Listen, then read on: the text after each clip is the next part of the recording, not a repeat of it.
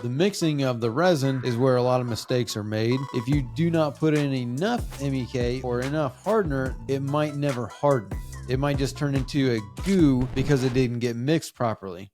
For today, let's talk about just making some repairs, some things that you could do, some things that I've learned from doing fiberglass on my own, and just things that I've observed working, around boats and then being around fiberglass people in the industry, watching repairs be made, transoms done, decks pulled out, stuff like that. The tools that you need to do fiberglass repairs are pretty minimal. You really only need like a 4.5-inch grinder and an orbital sander. When it comes to the grinder, you're going to want like heavier grit, like a 24 or 36 grit, so that way you can really eat through gel coat and paint and stuff like that to get down to glass wherever you're going to be making your repair. The main thing to know about the different resins is that you can pretty much, the general rule of thumb is that epoxy can go over polyester, but you don't want to put polyester over epoxy just because of the bonding properties that polyester has compared to epoxy. Epoxy you can pretty much put on anything and it will stick, whereas polyester might delaminate or debond later on down the road from epoxy if you put poly over epoxy.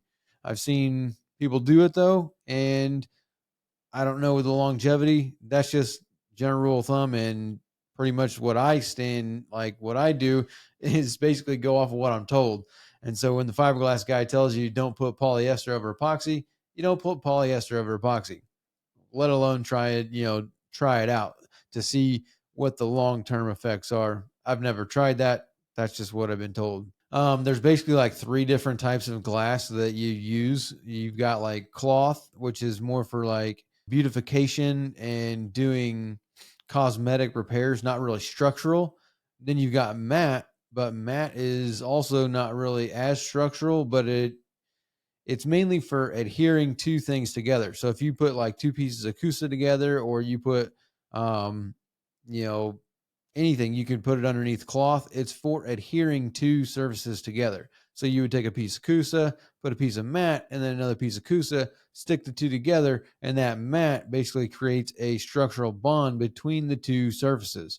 And then you've got your woven roving, or 1708, I think is what it's called. And that's basically you've got a piece of matte with a piece of woven together fiberglass on the other side of it. That's pretty much the structural thing that is used when it comes to making repairs. Other things that people use outside of, like, if you're making a glass repair, which anything that you've got a crack, if you've got a crack on something, you want to put glass on it, because if you just try and use putty, the putty will eventually crack itself and it doesn't really fix what you're trying to fix. So any kind of crack or large hole, something like that, you need to put glass on it in order to make sure that that damage doesn't come back later on down the road, because a boat is always flexing. That's something that people really don't think about. Whenever that boat is going through the water, it is always it's always flexing. It's always twisting. It's always bending. It's always warping, I guess you could say, because you're pounding through water being propelled by engines at speeds of 50, 60 miles an hour. So any kind of crack or spot like that, it needs to have glass on it, or else putty will eventually crack.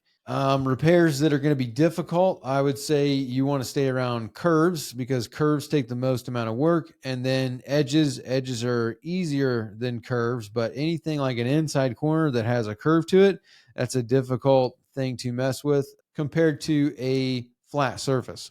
A flat surface, like if you got just a crack in a flat surface, you just grind that crack down, lay glass in where you ground it down, soak your resin up. That's another tip with your glass. So the heavier stuff like matte, you really don't have to wet out like but 1708 or woven, you're going to want to wet that out before you put it on your surface.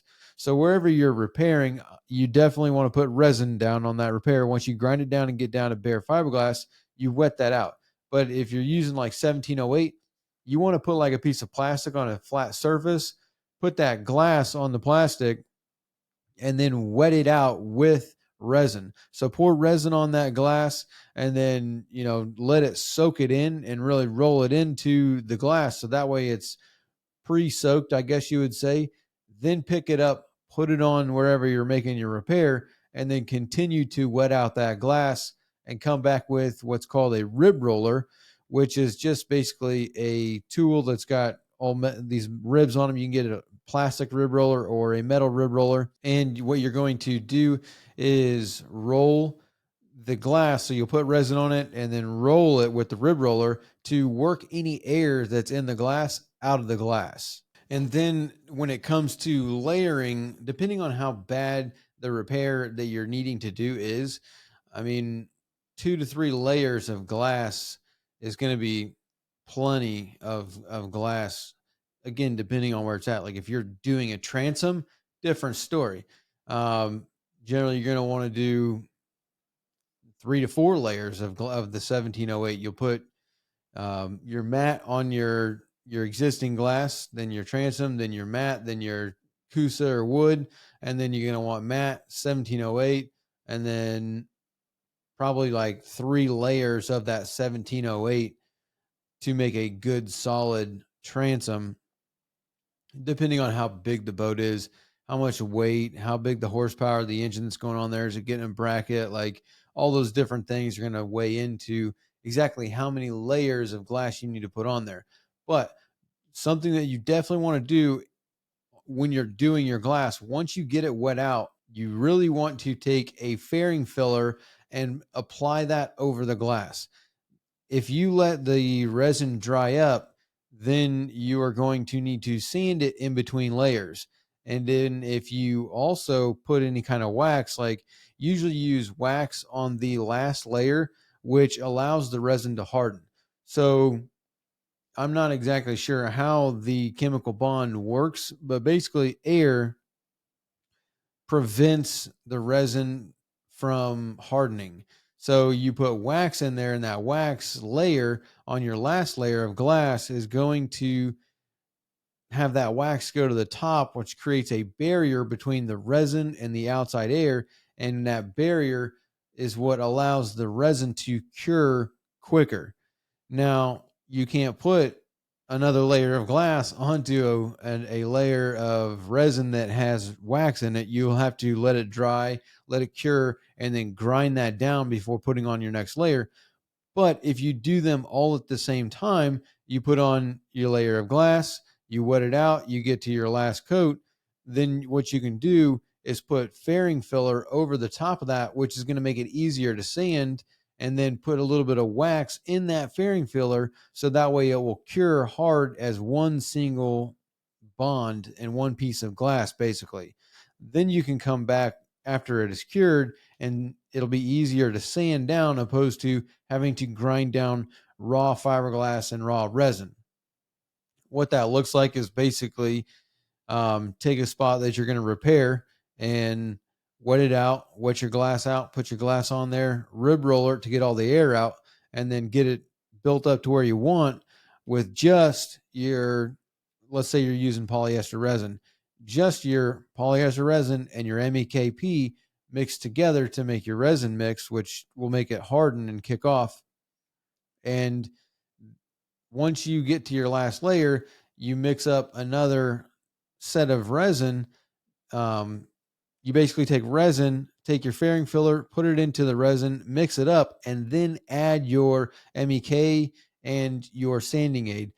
Depending on what you're using, if it's Total Boat, FGCI, West System, this depends on what you're using, is going to depend on the amount that it is mixed together. But like if you're just using polyester resin and MEKP, usually it's like 10% wax is what needs to be adding. So your sanding aid is like 10%. And so if you put in like 8 ounces of MEK into your resin, then you're going to want to put in 8 ounces of the sanding aid. It's basically a 1-for-1 on the MEK. Again, it's going to depend on what you're using, what type of resin, what type of hardener. If it's using epoxy like West System, that is just a pump for pump. So 1 pump hardener, 1 pump resin, and that's how you mix it up. And that's pretty much the best way to do it, is mix up your sanding aid into your fairing filler and then put that fairing filler over the top of the repair that you just made. So that way, when you come back after it's cured and hardened, you can just sand that down with your orbital sander. You don't need to take your grinder and grind it all the way back down to glass. Then you can come back with one last layer or two more passes of your fairing filler, depending on how pretty you want it to look. You can make it, really, really smooth and get it all nice and cleaned out. So that way, when you paint it, you can really hardly ever even tell if there was a repair made there. Now, the mixing of the resin is where a lot of mistakes are made, also depending on your temperature. So in a colder climate, you're going to want to add more hardener or more MEK to allow it to kick off. If you're in a hotter climate where the temperatures are high, like 90 degrees or something like that, then you're going to want to mix in less hardener because it's going to kick off quicker.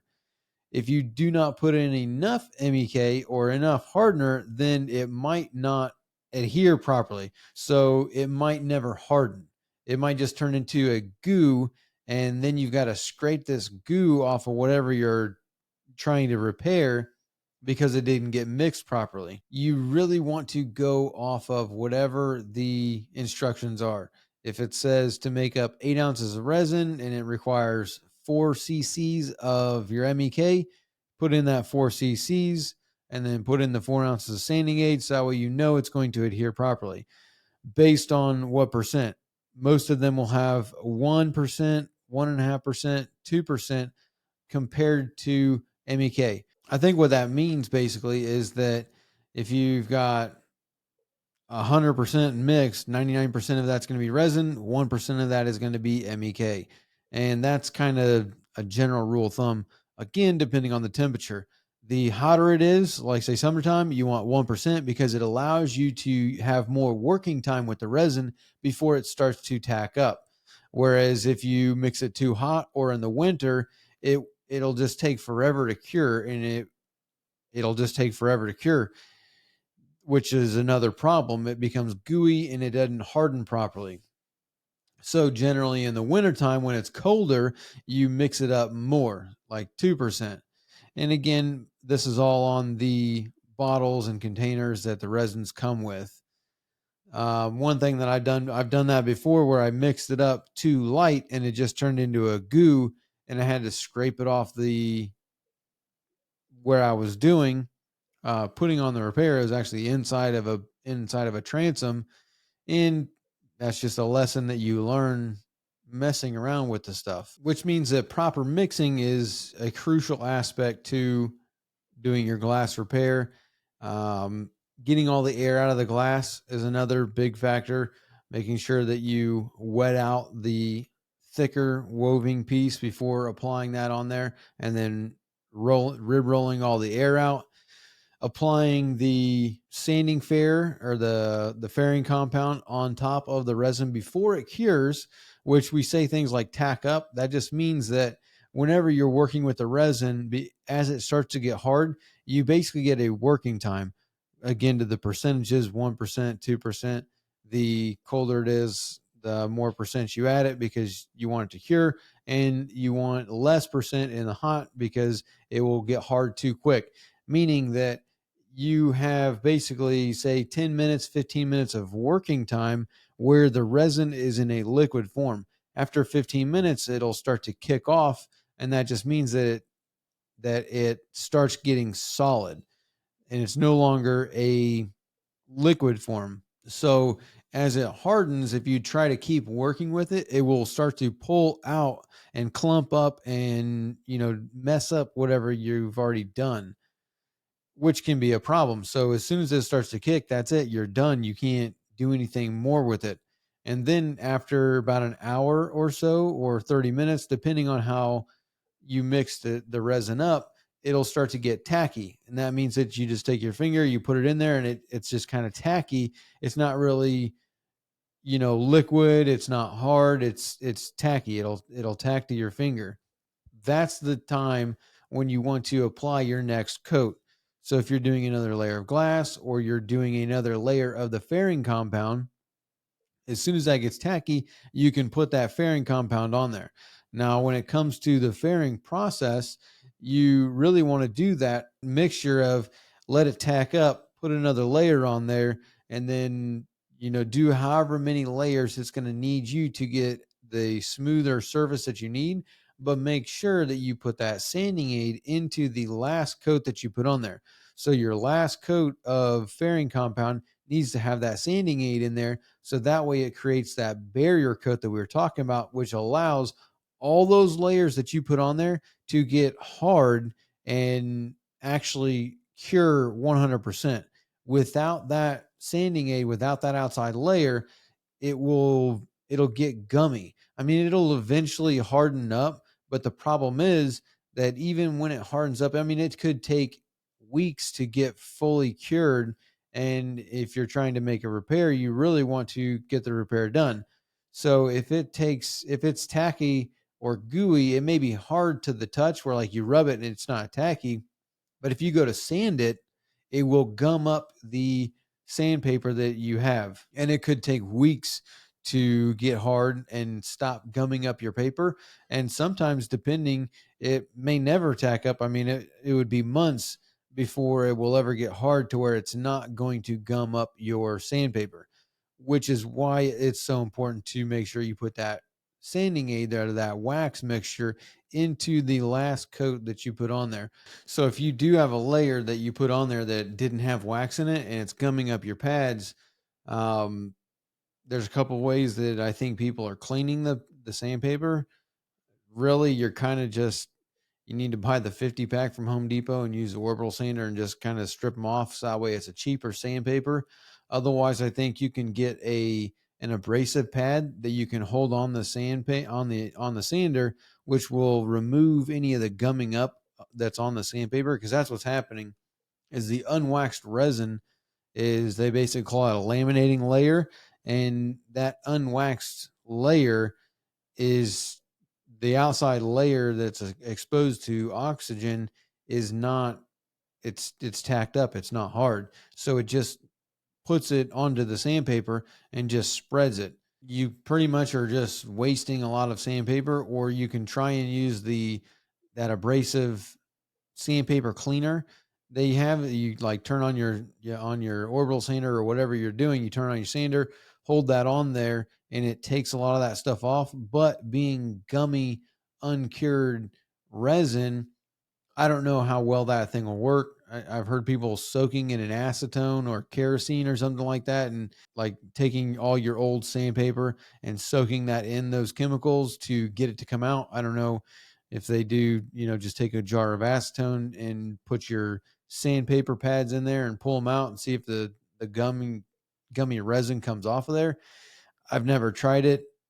You might as well just for $30 or whatever it is, buy the 50 pack of sandpaper, um, sandpaper discs from Home Depot, and not use your expensive 7-inch or larger sandpaper discs that are a lot more expensive. Buy the cheaper ones and just go through them to get that layer off, and then don't ever make that mistake again. Those are going to be the main tips that I could think of is, making sure you're putting the wax in there, fair it out in between layers, grind it down, and you can fair everything out. The different types of micro balloons are going to be, or different types of fairing fillers are based on how easily they sand. The thicker it is, it's not going to be as smooth, and the thinner it is, which is the easiest to sand, will allow you to put on a smoother layer. West Systems has the easiest ones to remember because it's basically numbers 406, 407,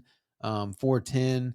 It's basically the 410 is the easiest to sand. And then as you go down the number list, it gets harder and more structural, I guess you would say, but it's harder to sand at the same time, all the way down until you get to what's called colloidal silica.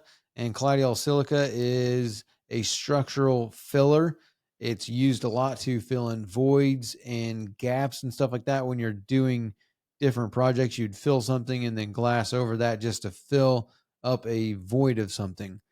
Now, once you get to the gel coat and the painting phase, that's a whole different story, because like gel coat, you have to mix in MEK with that as well. Paint, a lot of paint is basically a 1-to-1 versus the gel coat that you mix in your MEK.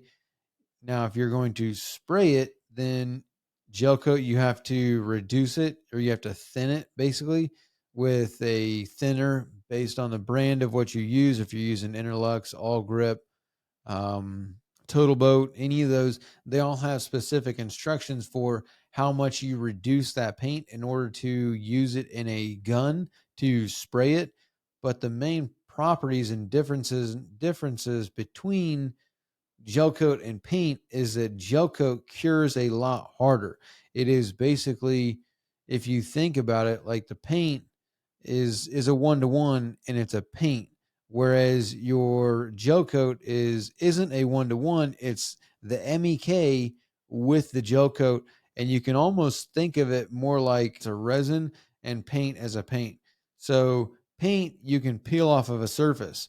Gel coat or resin, whenever you put that on there, it becomes part of it. It's a bond based on like that resin bond. So if you got your glass, let's say your glass, you don't put gel coat on bare glass, you put, some kind of fairing filler or something on top of that glass. But if I guess you could put gel coat on top of the glass. You don't want to put paint on bare glass, but that glass or that resin, that gel coat like adheres to that stronger than the paint does. Your paint will, basically be a separate layer, whereas your gel coat is almost like a part of the glass. I guess that's probably the best way that I would describe it. I'm sure there's a better chemically correct way to explain how gel coat is different from paint than that, but that's the idea, and that's what makes it more durable. So you definitely want all of your floor surfaces or high traffic areas to be gel coat versus paint, because again, if you paint a floor, that paint is going to wear off because it's high traffic. You really want to use paint on things that are, the sides of the boat or the insides gunnels of the boat, vertical surfaces that aren't going to be taking a lot of abuse over time. Whereas gel coat, it'll take that abuse and it'll last a lot longer. And if you just keep it straight up white gel coat, if you drop lead weights or stuff like that down on it and you chip it, then it's a lot easier to repair because it's just white gel coat, and you can just take more white gel coat and put it on there. Obviously, it's going to fade over time, so you'll be able to see that repair, but it's a lot less color matching. Whereas a painted surface, or trying to color match something, that's a whole skill all in and of itself. Color matching, I mean, even some of the best professionals have trouble color matching different things, though some people can get really, really good at color matching. That's kind of a trial and error thing. And like me or your average DIYer, good luck. I'm not going to be able to color match something like if you got a scratch on a boat, even unless you use like the same paint, then, let's say I use ice blue all grip and I get a scratch on there, I can fix it with ice blue all grip, but you'll be able to see the difference because, I mean, it's paint, it's mixed up, and the tone can vary from can to can.